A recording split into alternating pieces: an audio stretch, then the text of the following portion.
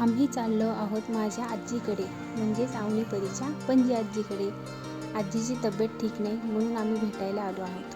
ते बघा आजी आराम करते. मी होते, दोन्ही ताई होत्या, मावशी आहेत, वहिनी आहेत. आम्ही सगळ्या बसून गप्पा गोष्टी करतो आहोत.